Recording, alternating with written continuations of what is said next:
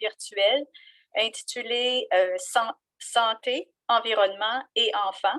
Avant d'aller plus loin, je tiens à reconnaître que les terres sur lesquelles je me situe font partie du territoire traditionnel non cédé des Micmacs. Ce territoire est visé par les traités de paix et d'amitié que les Malécites et les Micmacs ont d'abord conclus avec la couronne britannique en 1726.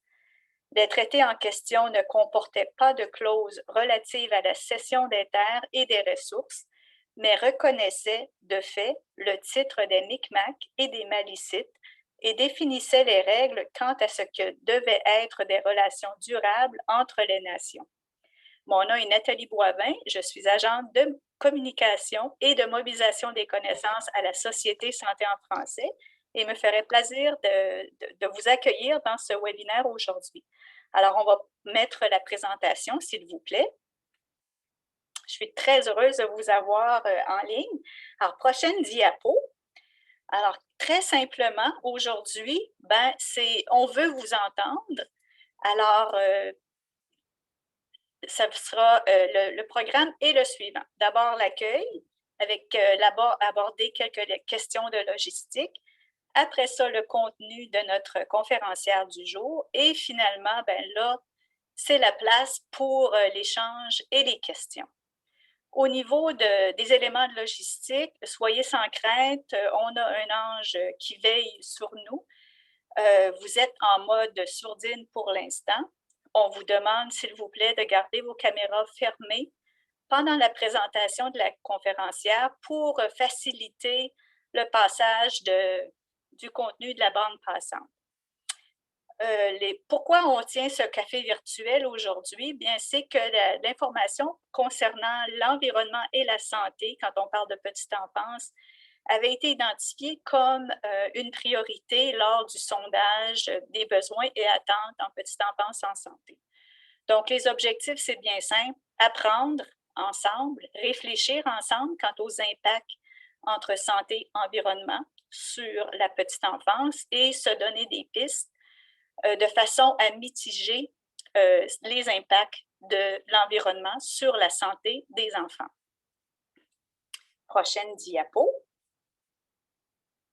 Alors, notre présentatrice du jour, Madame Céline Surette, est professeure titulaire et directrice du département de chimie et de biochimie à l'Université de Moncton. Elle détient un doctorat en sciences de l'environnement, doctorat qu'elle a décroché à l'Université du Québec à Montréal il y a quelques années, en 2005. Comprendre comment sont liées les activités anthropiques, les écosystèmes et la santé représente le thème central de ses activités de recherche. Ainsi, ses recherches portent sur les impacts cumulatifs du développement des ressources, sur les contaminants dans les systèmes aquatiques et sur l'évaluation de l'exposition humaine aux contaminants. Son laboratoire développe de nouveaux biomarqueurs d'exposition humaine et des bioindicateurs de contamination des milieux aquatiques pour déceler les interactions entre la santé et l'environnement. Sa recherche comporte également un volet de recherche-action qui cherche à valoriser les connaissances et les données issues des communautés. Les approches écosystémiques de la santé sont au cœur de ces pratiques. Alors, je vais maintenant cesser le partage de l'écran pour inviter notre conférencière du jour, Céline Surette, à effectuer sa présentation. Et j'aimerais aussi vous rappeler à tous et à toutes que tout au long de la présentation de Céline, si vous souhaitez poser des questions, définitivement les inscrire dans la boîte de discussion au bas de l'écran et on lancera ces questions lors de la période d'échange. Alors, sans plus tarder, je cède la parole à Céline. Allez-y. Oui, ça ne sera pas long, je vais juste finir. Bon. Et c'est parfait. Donc, vous voyez bien ma première diapositive. Donc, merci beaucoup, Nathalie, de l'invitation aujourd'hui à venir parler et discuter avec vous de cette thématique-là, santé, environnement et enfants, qui me tient particulièrement à cœur. Merci aussi pour l'introduction. J'aimerais commencer en te disant un gros merci, Nathalie, d'avoir fait de la reconnaissance territoriale. Je la trouve particulièrement importante quand on parle de santé, environnement et enfants, parce qu'on a beaucoup à apprendre des pratiques des premiers peuples sur le Turtle Island, qui appelle ici, donc dans nos territoires, dans les territoires dans lesquels on vit. Donc, merci beaucoup pour ça. Donc, je pense que je vais juste y aller. Je vais faire attention au temps aussi. Donc, c'est une présentation qui va durer autour de 20-25 minutes. Je suis juste en train d'organiser un peu mon écran. Bon. Donc, bon, je pense que l'objectif aujourd'hui, c'est vraiment d'apprendre davantage sur les contaminants environnementaux ensemble, de réfléchir aux impacts de ces contaminants-là sur la santé des enfants, puis de voir qu'est-ce qui est différents types de pistes d'action qu'on peut avoir pour mitiguer l'impact de ces contaminants-là. Donc, Nathalie vous a donné un peu un background professionnel de qui je suis, mais au-delà de ça, je suis une Acadienne de Moncton et donc je suis vraiment très chanceuse, une des privilégiées de pouvoir travailler chez moi. Je suis aussi une maman d'un garçon qui a maintenant 14 ans. Vous le voyez sur l'écran là, plus jeune, vous allez le voir, c'est une des vedettes de la présentation aujourd'hui. Donc, c'est pas juste un intérêt professionnel, la santé et l'environnement, c'est aussi important dans ma vie personnelle de pouvoir assurer un environnement sain pour ceux qui vont nous suivre.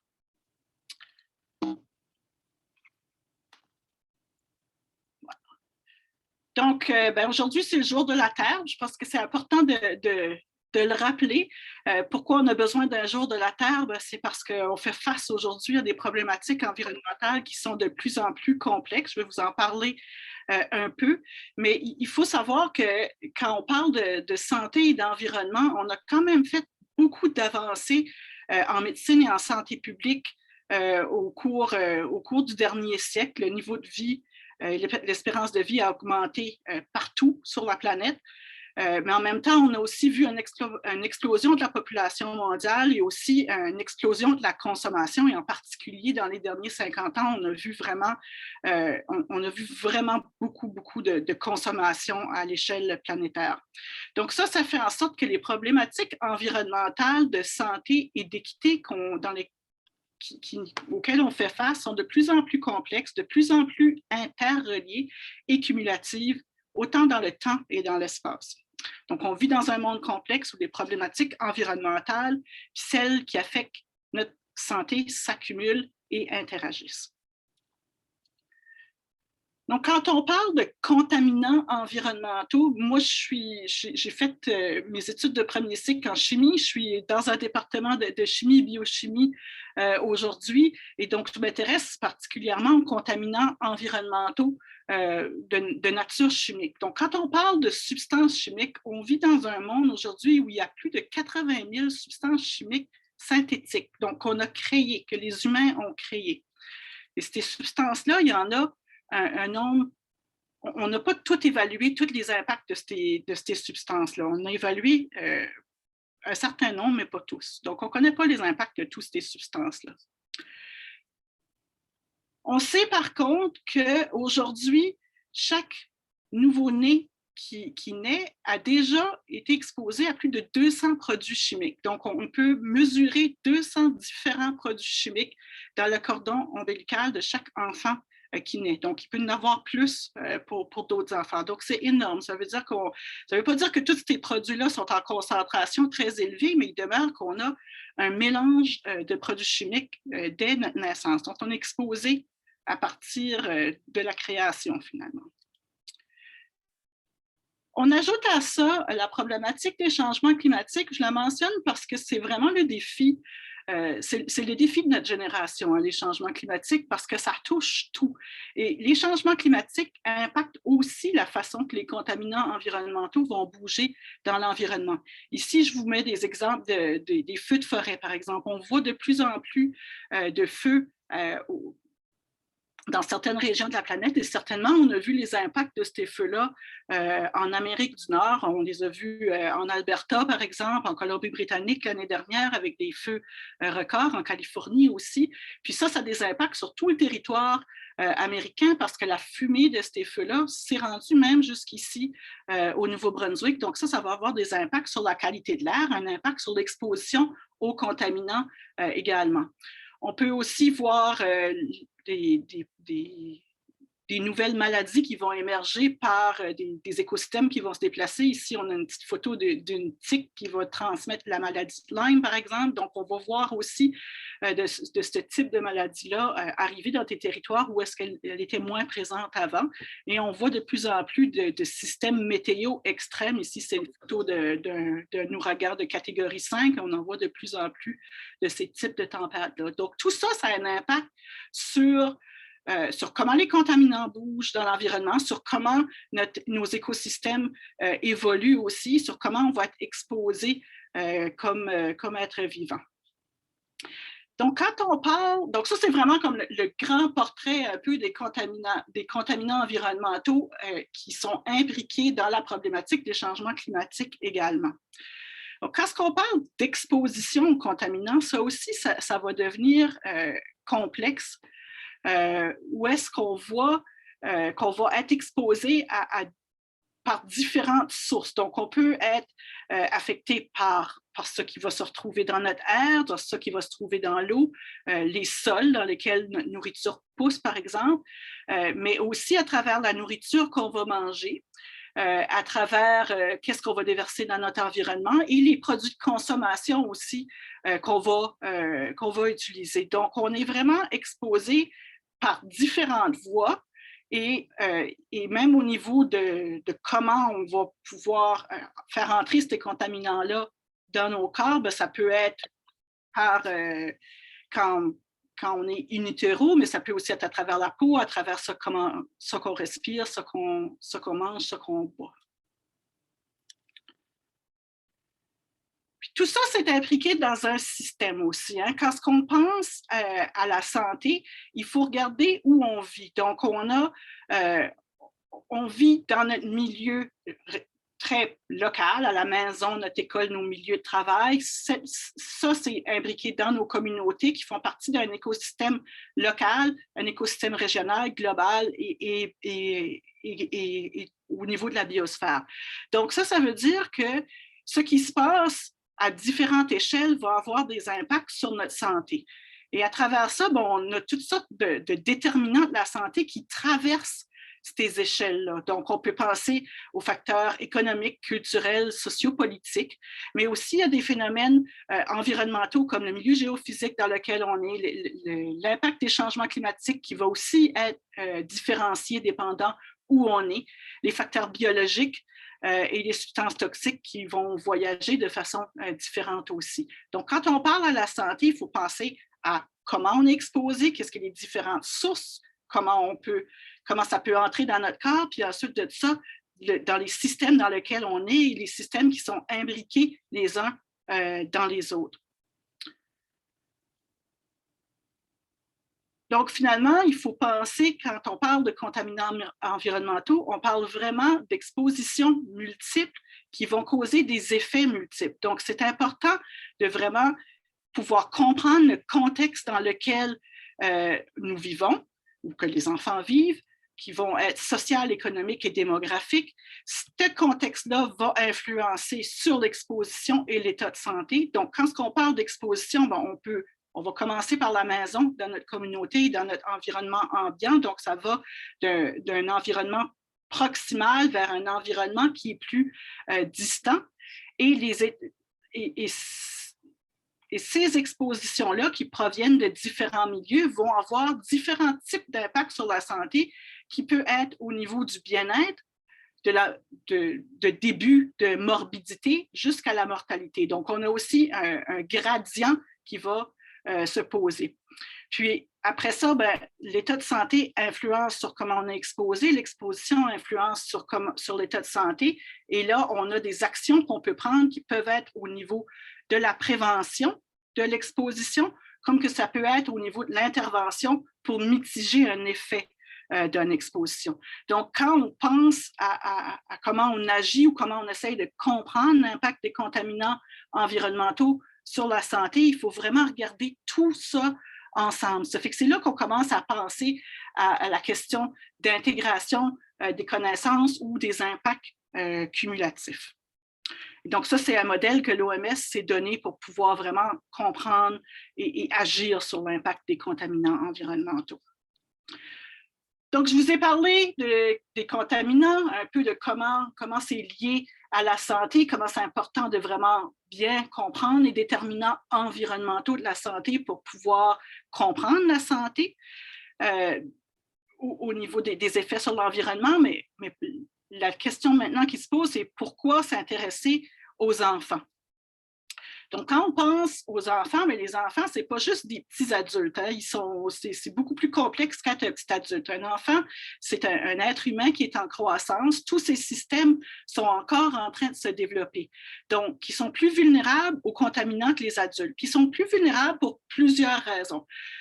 Au niveau de l'exposition, par rapport à son volume, son poids, l'enfant va respirer plus d'air, manger plus de nourriture, puis boire plus de liquide. Donc, ça veut dire qu'il est plus exposé. Si on a des contaminants dans ces produits-là, il est plus exposé qu'un adulte. Ces systèmes sont tous en développement, donc on a des périodes de vulnérabilité qui sont importantes pendant la croissance et pendant toute l'enfance. Ensuite de ça, les modes d'exploration de notre environnement sont différents selon notre âge. Donc, quand on est très jeune, on va explorer beaucoup avec nos mains, on va vouloir mettre des choses dans notre bouche, puis ça va faire que la façon d'être exposé aux contaminants est différente de quand on est un adulte, puis qu'on n'a plus ces comportements-là. Puis une des raisons aussi pourquoi c'est important de comprendre les enfants et pourquoi l'effet des contaminants sur la santé des enfants, pourquoi ils sont plus vulnérables, c'est aussi parce que leur espérance de vie est plus grande. Puis ça s'explique par le fait que si j'ai 1 an, puis que l'espérance de vie est 80 ans, j'ai 80 ans à vivre encore. Alors que si j'en ai 40, il m'en reste 40 à vivre. Donc, j'ai plus de temps à être exposé aux contaminants. Donc, ça aussi, donc tout ça ensemble fait en sorte que les enfants sont particulièrement vulnérables. Et si on est capable de bien comprendre l'impact des contaminants sur les enfants, on est capable de protéger la population générale. Donc, c'est pour ça que c'est particulièrement intéressant et important de s'intéresser aux enfants. Mais les enfants, ça commence plus tôt, hein, ça commence au niveau du fœtus. Donc, on a des périodes de vulnérabilité qui commencent bien avant de naître. Donc, ici, c'est un petit schéma qui vous montre un peu les différentes vulnérabilités qu'on va avoir à travers le développement fœtal, le développement de l'enfant. Donc, le système nerveux central est vraiment quelque chose qui va être affecté dès le début de la croissance du fœtus jusqu'à après la naissance. Donc, vous pouvez voir ici un peu comment on peut avoir des effets dès quand on est in utérus. Parce que l'humain n'est pas simple, hein, on est des êtres complexes, il faut aussi prendre en question toute la question du sexe-genre, ça compte. Donc ici, j'ai un schéma qui est en anglais malheureusement, mais je vais vous l'expliquer quand même.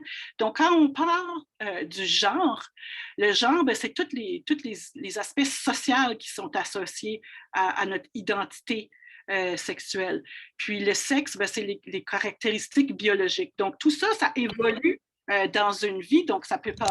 Donc, on va avoir différents moments dans la vie où est-ce qu'on aura différentes périodes de vulnérabilité qui vont être différenciées selon le sexe-genre et qui vont interagir ensemble. C'est pour ça qu'on l'écrit vraiment comme ça. C'est pas un ou l'autre, c'est les deux ensemble qui vont avoir un impact sur comment on est exposé. On peut penser à la période de reproduction, par exemple, la puberté qui va être différenciée aussi. Donc, tout ça va compter selon comment on s'identifie. Donc, quand on parle de contaminants environnementaux, c'est sûr qu'il y a eu des études, par exemple, dans le milieu occupationnel, dans la santé au travail, où est-ce qu'on est capable de voir des expositions aiguës à un contaminant et de voir les effets sur la santé de façon assez directe. On est capable de bien comprendre l'impact d'un contaminant si on est exposé dans des grandes concentrations et de façon directe dans un environnement qui est connu, comme l'environnement de travail.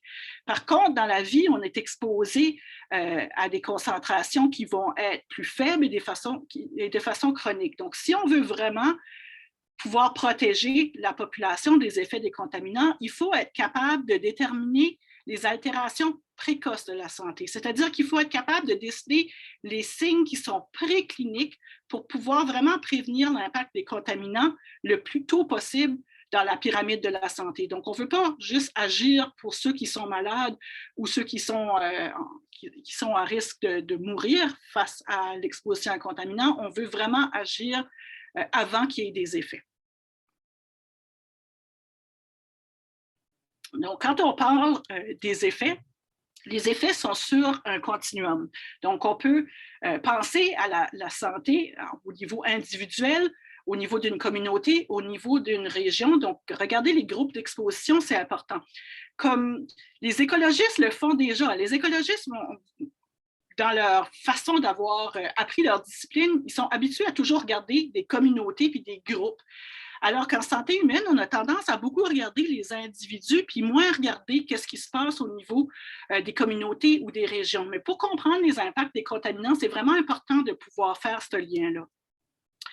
Donc, une des choses qui est importante, c'est de comprendre qu'est-ce qui est les lignes de base des contaminants, qu'est-ce qui est les concentrations qu'on a normalement dans un environnement, qu'est-ce qui est normal de voir chez les êtres humains. Donc ici, un exemple d'une étude qui est faite justement pour ça, c'est l'étude MIREC qui date depuis 2007, qui a comme objectif de vraiment comprendre l'impact des contaminants auxquels on est exposé de façon générale dans la société sur le développement des enfants. Donc, c'est un projet qui a commencé vraiment au niveau d'une cohorte de femmes enceintes où est-ce qu'on a regardé la santé de la mère et toute la santé des bébés au moment de la grossesse, de la naissance et de des premiers mois de vie. Ensuite, on a continué cette étude-là pour suivre cette même cohorte-là à travers les années. On est maintenant rendu dans une phase où les enfants qui sont suivis ont 7 ans, de 7 à 9 ans. Puis, on va continuer à pouvoir suivre ces enfants-là. Donc, cette étude-là est vraiment une étude qui va nous donner une ligne de base dans le temps sur une cohorte d'enfants qui a été exposée à différents niveaux de contaminants. Donc, ça, c'est une étude canadienne qui a été faite dans 10 villes canadiennes. Je vous ai mis le lien ici, certainement qu'on pourra vous partager les diapos après pour que vous puissiez avoir ces informations-là. Donc, c'est vraiment très intéressant comme étude. Et quand on parle des effets sur un continuum aussi, bien ça, c'est ça que je disais tout à l'heure, c'est l'idée de pouvoir vraiment comprendre les différences légères qu'on va voir au niveau d'un groupe, les signes et symptômes précliniques qu'on peut voir, puis ensuite les maladies et désordres qui vont vraiment être au bout, qui vont vraiment dépendre de la dose et du temps d'exposition. Donc ici, c'est l'idée de développer des indicateurs précoces des altérations pour pouvoir vraiment agir à ce niveau-là. Et là, je vais aussi vous donner 2 exemples pour pouvoir mieux illustrer qu'est-ce que je veux dire par indicateur précoce, puis l'importance de regarder le groupe. Donc, la première chose que je voulais vous donner comme exemple, c'est une étude qu'on a faite ici au Nouveau-Brunswick sur le manganèse qui est présent dans l'eau potable. Donc, ici au Nouveau-Brunswick, on a quand même une grosse partie de notre population qui utilise de l'eau souterraine comme source d'eau potable. Et on sait que l'eau souterraine peut avoir des concentrations de manganèse qui sont assez élevées. Ici, vous avez une carte du Nouveau-Brunswick avec les différents puits. Et on a des régions où est-ce que le manganèse est plutôt élevé.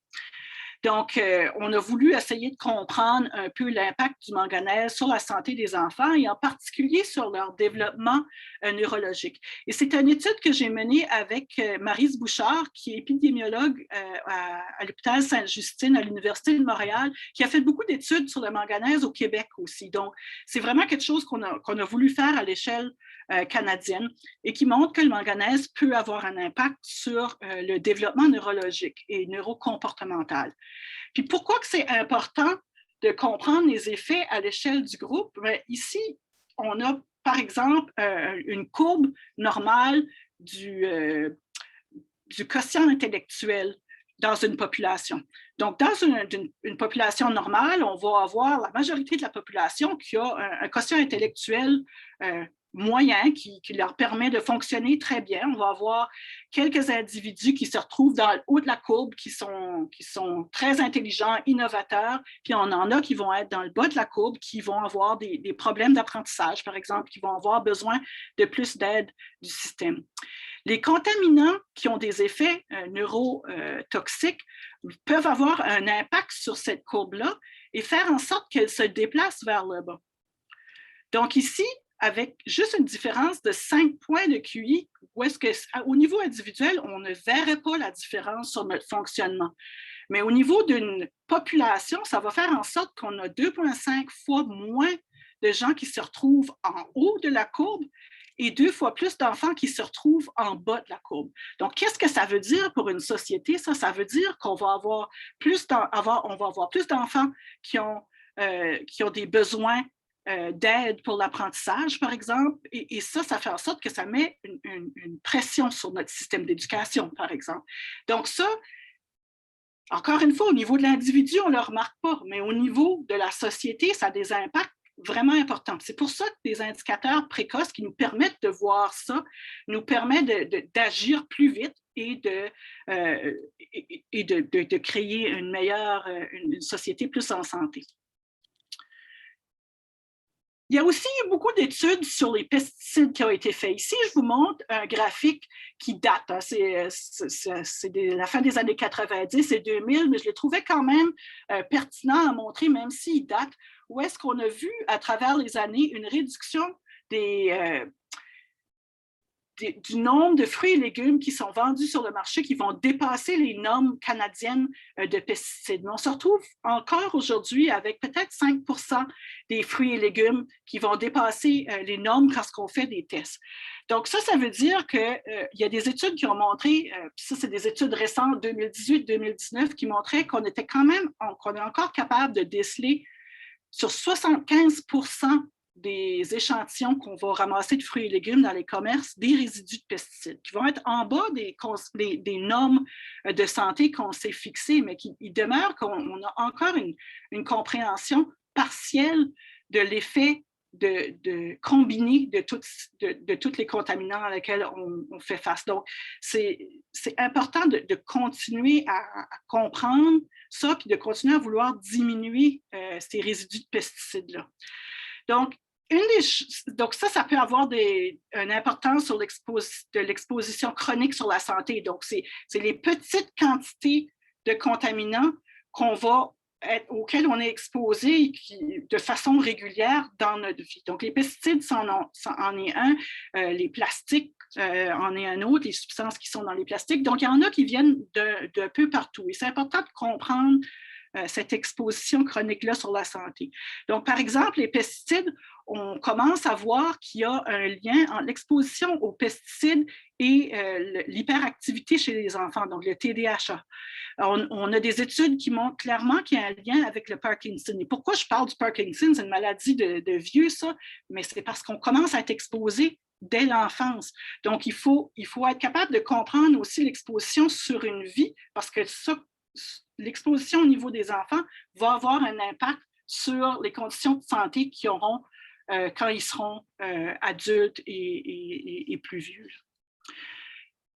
Donc, il y a certainement beaucoup de choses à faire au niveau de la prévention par les normes ou par les règlements, les lois qu'on va mettre en place pour pouvoir régir les différents contaminants. Donc, quand on parle à l'étude de manganèse, bien, une des choses que les études qu'on a faites ont permis de déterminer, c'était les concentrations maximales qui devraient être permises dans l'eau potable. Donc, on n'avait pas de norme pour le manganèse avant et maintenant, on est en train de travailler pour en avoir une qui est plus faible que la norme esthétique du manganèse. Le manganèse, c'est un métal qui tâche, ça fait qu'on a tendance à le traiter quand on a des très grandes concentrations, mais nos études montrent qu'en fait, il faudrait avoir une norme qui est plus basse que ça. Et c'est la même chose pour les pesticides. On a de plus en plus de réglementation par rapport aux pesticides, mais il demeure qu'il y a des grandes questions qui se posent au niveau sociétal par rapport à comment on fait l'agriculture, par exemple. Donc, oui, on peut être exposé par ça qu'on achète dans les épiceries et dans nos marchés locaux, mais on est aussi, nos gens qui vivent dans les régions rurales, dans les régions agricoles, sont aussi exposés à ces contaminants-là. Il faut être capable d'agir sur toute cette sphère-là. C'est encore la question d'échelle imbriquée. Hein? Où est-ce qu'on est? Quelle sorte d'écosystème qu'on a va jouer sur comment on est exposé puis quel type de maladies qui sont possibles à travers notre vie. Bon, je vais accélérer un peu. Je voulais vous parler rapidement d'un modèle qui existe pour pouvoir faciliter la collaboration entre les gens. Puis, un des exemples, c'est le collectif pour la santé environnementale des enfants du Nouveau-Brunswick, qui est un collectif qui date de 2005, qui a vraiment été créé parce qu'il y avait des enjeux de contamination environnementale importante au Nouveau-Brunswick qui causaient des problèmes sur la santé. Et en même temps, il y avait toutes sortes de choses qui se passaient au niveau international avec la Convention pour les droits de l'enfant. Et là-dedans, il y a des droits environnementaux pour les enfants, droit à un environnement sain. Donc, on s'est doté et ce collectif-là, c'était vraiment pour amener les gens de différents secteurs ensemble pour pouvoir commencer à se doter d'outils pour l'action pour réduire l'exposition. Et les premières choses qu'on a faites, c'était d'essayer de trouver un terrain commun où tout le monde pouvait travailler ensemble en respectant les missions de leurs organisations. Donc ici, on travaille avec des ONG qui vont être militantes et avec des gens au gouvernement qui peuvent avoir des impacts sur les lois et les politiques qui sont en place. Donc tout le monde a des mandats différents, tout le monde a des missions différentes. Et il fallait trouver un terrain commun. Donc, vraiment, la façon qu'on fonctionne, c'est vraiment toujours avec, pouvez-vous vivre avec ceci? Êtes-vous capable de, est-ce que ce qu'on propose fit avec ce que vous faites? Puis, l'idée, c'est vraiment de collaborer dans les limites des contraintes des organisations. Donc, ici, c'est un modèle qui démontre ça. On a plusieurs organisations qui arrivent dans un collectif et on essaie de travailler dans l'espace qui existe entre les organisations. Et c'est ça l'espace de collaboration. Donc, ça permet vraiment d'amener du travail qui est sur le bout de bureau plus au centre, puis de pouvoir travailler avec différents secteurs pour arriver à établir des programmes d'éducation, des nouvelles politiques en place pour mieux protéger la santé des enfants, de développer des nouveaux projets de recherche qui sont vraiment liés aux préoccupations principales des gens. Et ce collectif-là nous a permis d'embarquer dans un réseau canadien qui est un observatoire sur l'environnement, les communautés et la santé, qui a vraiment comme objectif de développer des outils intersectoriels et des processus intersectoriels pour qu'on puisse mieux réagir à tout l'impact du développement des ressources naturelles. On sait que le Canada est un pays où est-ce qu'on a quand même qu'on est très dépendant sur le secteur des ressources naturelles et ça a un impact sur l'environnement et la santé. Comment on peut mieux comprendre ça? Comment on peut mieux s'assurer que les gens travaillent ensemble? Donc, une autre des actions qu'on fait, c'est de travailler avec les enfants, hein, avec les jeunes à l'école, pour essayer de vraiment mieux faire le lien entre la santé, l'utilisation du territoire et l'environnement. Et on a fait un projet avec de la photo pour essayer de vraiment de mieux comprendre pourquoi on est en santé dans un environnement ou pourquoi on n'est pas en santé. Donc ici, c'est un exemple d'un projet qu'on a fait avec des jeunes de 10 ans dans des écoles dans le sud-est du Nouveau-Brunswick ici. Donc ça, c'est des exemples de comment on peut utiliser des outils visuels pour pouvoir stimuler un attachement au territoire, puis ça a comme impact de peut-être valoriser nos environnements sains, puis diminuer l'exposition aux contaminants. Si on a la possibilité d'être dans des environnements en santé, ben, ça améliore notre santé mentale, ça diminue notre exposition aux contaminants, donc c'est tout positif. Donc ça, c'est aussi une façon de travailler sur cette question-là. Donc, il faut toujours se rappeler que les décisions qu'on prend aujourd'hui peuvent avoir des impacts à long terme. Donc, c'est important de pouvoir penser à ces impacts cumulatifs-là, de penser vraiment à ces systèmes impliqués là et comment tout ça joue ensemble, si vous voulez. Donc, j'ai fini. Merci beaucoup de votre écoute. Et je serais vraiment très heureuse de discuter plus en détail. Si vous avez des questions plus précises aussi sur des contaminants, je peux essayer d'y répondre. Mais je voulais vraiment faire un grand portrait puis de voir un peu comment tout ça joue ensemble, comment c'est important d'avoir différents joueurs à la table si on veut vraiment améliorer l'environnement pour nos enfants et donc la santé de tous. Merci beaucoup. Merci beaucoup, Céline, de cette présentation-là qui nous a vraiment amené à réfléchir à comment est-ce qu'on est exposé à différents moments. Écoutez, moi, je vais vous inviter, tout le monde, ceux qui le veulent, parce que nous sommes présentement, le café virtuel est présentement enregistré. Si vous avez le goût d'ouvrir votre caméra, nous vous invitons à le faire.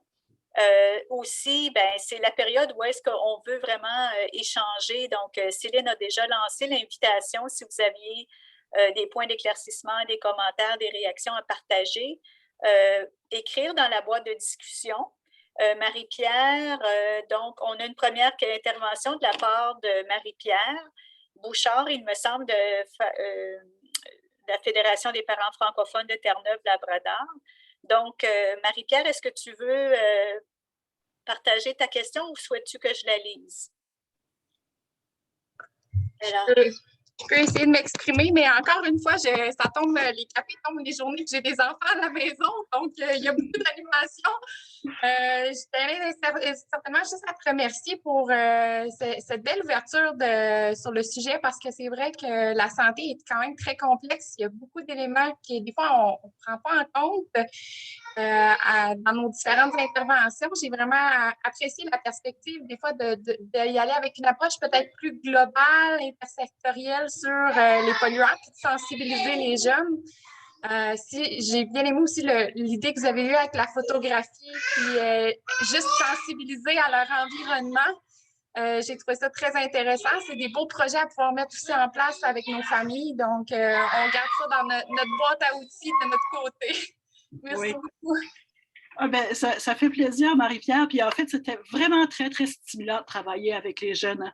Puis ce projet-là en particulier, on leur donnait des caméras jetables, puis ils ne connaissent pas ça du tout. Hein. Ils sont tellement habitués à leur iPad ou leur téléphone, puis de voir la photo tout de suite. Là, il y avait besoin d'attendre 2 semaines avant de voir leur photo. Puis on a fait une marche dans leur bassin versant avec eux, mais c'était des communautés côtières. Fait que les enfants voulaient absolument avoir des photos de la mer. Fait qu'ils prenaient presque pas de photos quand on était plus haut dans le bassin versant. C'était vraiment cute. Mais l'autre outil qui peut être vraiment, vraiment intéressant, c'est le dessin, qui est accessible tout le temps. Là. Nous, on avait fait les enfants dessiner un endroit qui aimait où est-ce qu'il y avait de l'eau. Donc ça, c'était vraiment c'était très varié, puis ça permettait vraiment de faire cette connexion-là entre où est-ce que je me sens bien, puis des environnements naturels. Donc, ça peut être vraiment intéressant à faire avec des jeunes.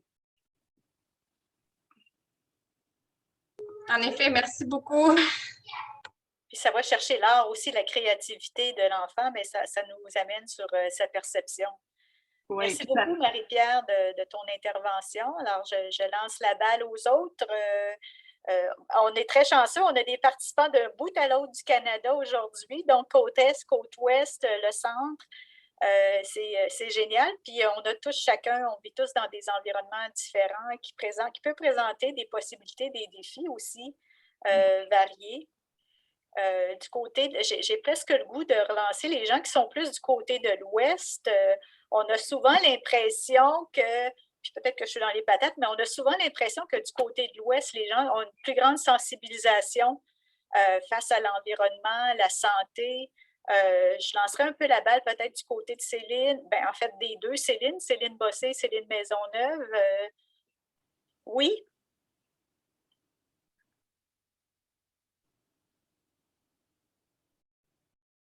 Malheureusement, on ne vous entend pas, Céline. Bossé.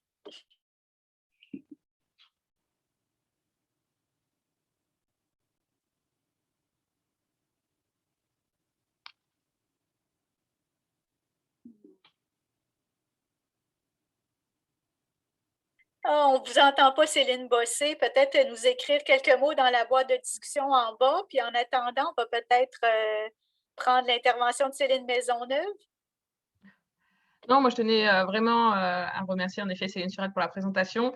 C'était très, très intéressant de voir à quel point voilà, ça peut nous impacter.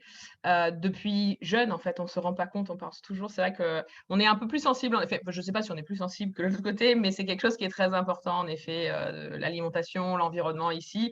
On grandit avec, à Vancouver, personnellement, on est là pour les montagnes. Je pense qu'il y a beaucoup de gens, c'est le cas aussi.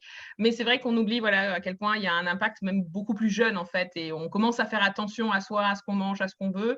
On ne comprend pas trop quand on est plus jeune pour les parents. Mais même enfin, pour le fœtus, là, c'était très intéressant. J'avoue, je n'avais jamais eu cette notion-là des 200 produits chimiques dans le cordon ombilical. Ça m'a... J'avoue, je ne m'y attendais pas et je n'avais jamais réfléchi à cet angle.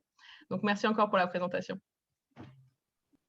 Oui, c'est toujours inquiétant hein, de savoir qu'on est exposé à autant. Puis je pense que la raison pourquoi c'est important de le savoir, c'est parce qu'on vit vraiment dans un monde où est-ce qu'on a des vieux contaminants puis des nouveaux contaminants, puis c'est tout ça ensemble qu'il faut essayer de comprendre.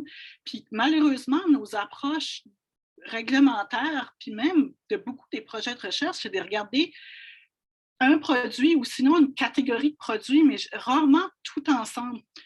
Puis ça, on sait comment important que c'est. C'est pas parce qu'on ne le sait pas, mais c'est parce que c'est très difficile de faire ce genre d'études-là et de pouvoir déceler les symboles. Donc, le principe de précaution, pour moi, il devient super important quand on parle de contaminants environnementaux. Merci. Et puis du côté de Cécile Bossé, donc elle dit qu'elle est très intéressée par les pesticides dans les fruits et les légumes. Donc peut-être si vous, Céline, je ne sais pas si vous vouliez saisir cette occasion-là pour peut-être en parler un petit peu plus. Oui, qu'est-ce que je pourrais dire ben, je pense qu'on vit dans une époque de débat intense hein, sur les pesticides. On peut penser à tout le débat qu'on a présentement à l'échelle planétaire sur le glyphosate, qui est le pesticide le plus utilisé sur la planète, puis notamment en agriculture. Puis, ce qui est intéressant, je dis ça d'une façon très académique, là, ce qui est intéressant avec les pesticides, c'est qu'on est parti de pesticides comme le DDT qui avait des impacts majeurs sur nos écosystèmes, qui a fait en sorte qu'on a diminué nos populations d'oiseaux, par exemple, qu'on a créé vraiment des problèmes importants au niveau des écosystèmes, mais aussi au niveau de la santé. On a banni ces produits-là, puis on les a remplacés par d'autres types de produits qui ont eu d'autres effets. Puis on dirait qu'on est toujours dans un mode où est-ce qu'on remplace par des produits qui sont plus dégradables, qu'on pense qu'ils vont pas rester dans l'environnement, mais on les utilise de façon continue. Hein. Donc ça va avoir un impact parce qu'ils sont tout le temps en train d'être renouvelés dans l'environnement. Et je pense qu'on a besoin de mieux comprendre ces impacts-là, puis on a toujours des effets inattendus. Donc, c'est là où est-ce qu'on a, je pense que comme société, on a besoin de commencer à penser à d'autres façons de produire notre nourriture sans utiliser tous ces produits chimiques-là pour pouvoir se nourrir. Donc ça, c'est certainement une chose que j'espère qu'on voit déjà. Il y a certainement un mouvement, mais il faut que ça soit continu et plus rapide. Puis il ne faut pas penser que quand on bannit un produit, qu'on a réglé tout parce qu'on les remplace tout le temps par quelque chose d'autre.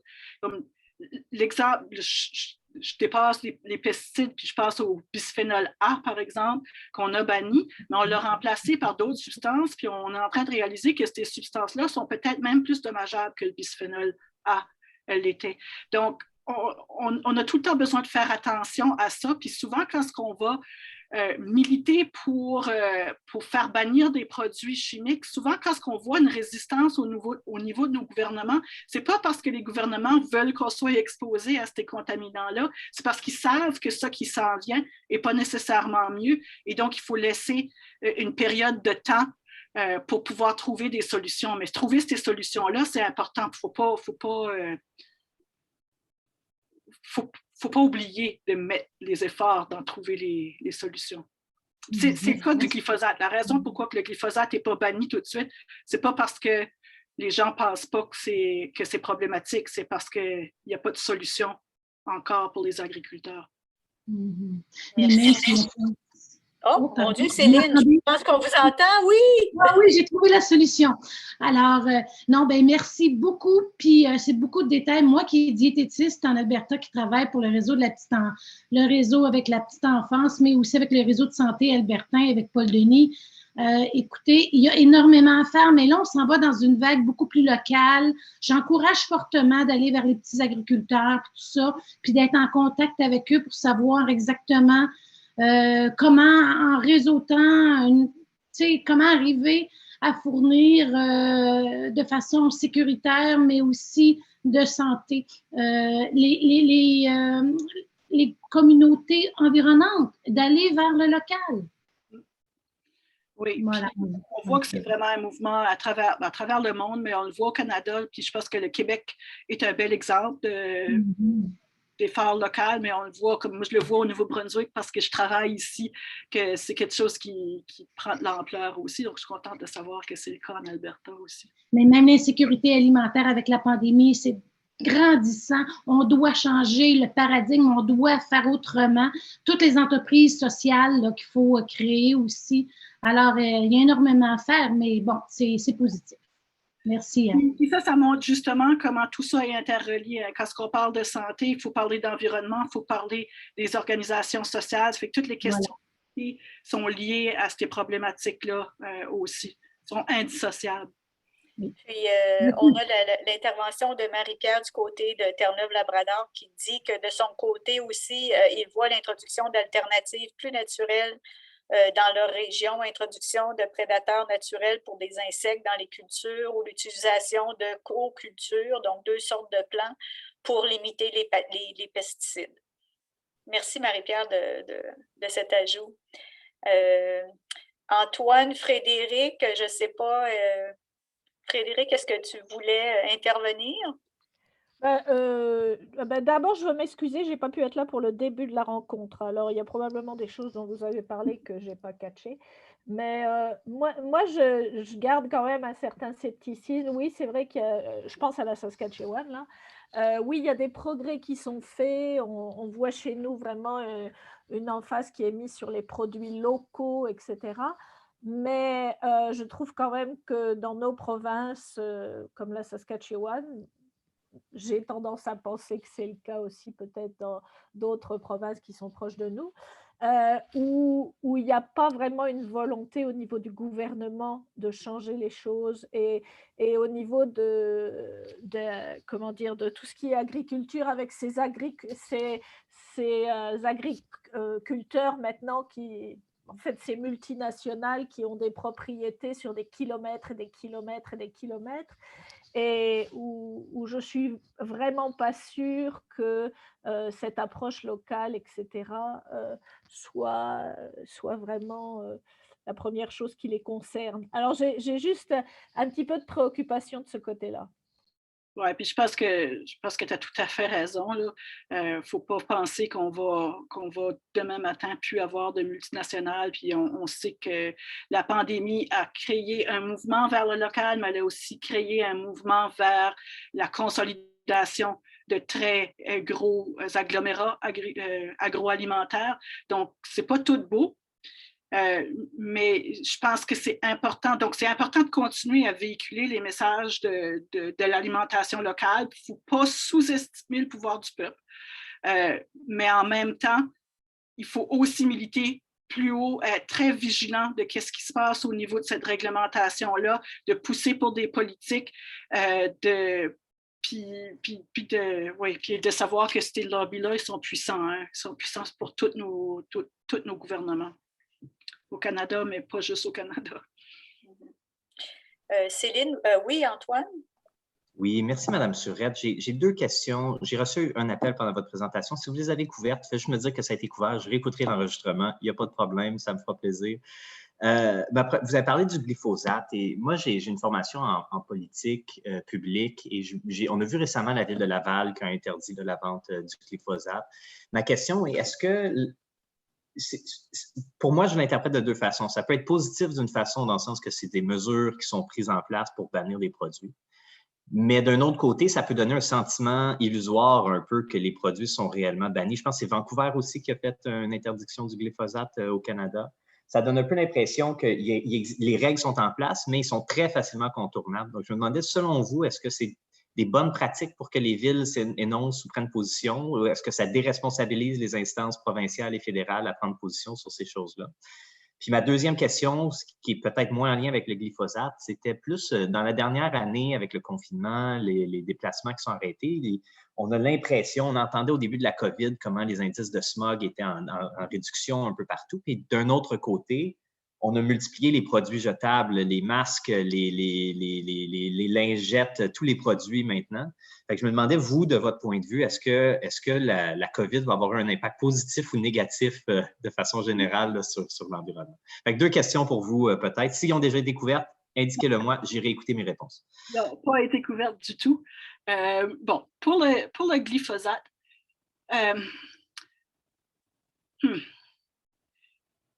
oui et non. Je pense qu'en effet, on peut déresponsabiliser parfois en faisant des réglementations comme ça et en ayant l'impression qu'on est protégé. Je pense au recyclage, par exemple, des fois de recycler. Ben, en fait, si on n'a pas réduit à la source, c'est pas bien recyclé après, c'est pas une vraie solution, mais si on a l'impression qu'on fait une bonne action parce qu'on recycle. Donc oui, je pense qu'il faut être très critique de tous. Il faut toujours être critique de toutes ces politiques-là. Cela étant dit, je pense qu'il y a un mouvement de plus en plus grand pour bannir le glyphosate sur les territoires municipaux. Puis, les gouvernements municipaux sont les gouvernements de proximité, sont ceux qui ont le plus d'impact au niveau de ce qui se passe sur un territoire. Ça fait que si on commence à voir un mouvement de masse des gouvernements municipaux qui font ça, je pense que ça a nécessairement un impact sur le provincial, puis éventuellement sur le fédéral. Puis je pense qu'en même temps, ça va aussi dans l'autre direction. Puis certainement en Europe, on l'a vu beaucoup avec des discussions très intenses au niveau de l'Union européenne par rapport au renouvellement des permissions d'utiliser le glyphosate. Puis j'ai eu l'occasion, j'étais en France quand ils ont renouvelé le mandat la dernière fois, puis c'était incroyable